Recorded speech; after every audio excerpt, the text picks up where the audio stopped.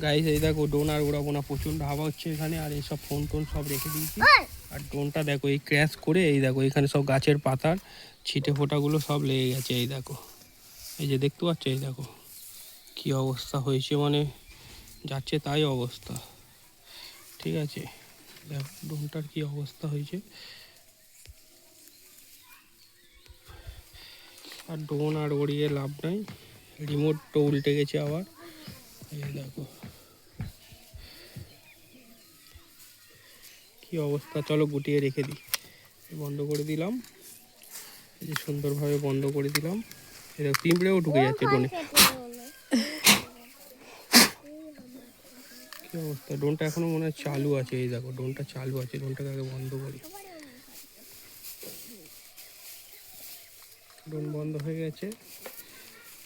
Drone ওড়ানো এখানে প্রচণ্ড risk হয়ে যাচ্ছে।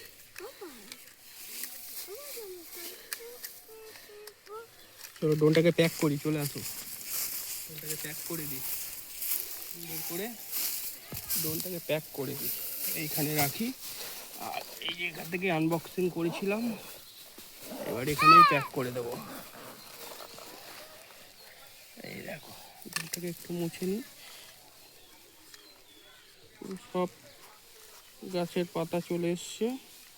ঠিক আছে গাইস, চলো পরে ভালো করে পরিষ্কার হবে। একটু উড়লে তো অ্যাক্সিডেন্ট হবেই, কিছু করার নেই।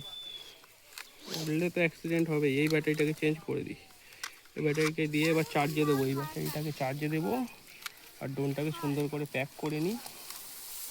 এখানে ভেবেছিলাম খুব ভালোভাবে ওড়ানো যাবে আমাদের বাড়ির থেকে, কিন্তু এখানে দেখছি যে প্রচণ্ড হাওয়ার দরুন ওড়ানো যাচ্ছে না।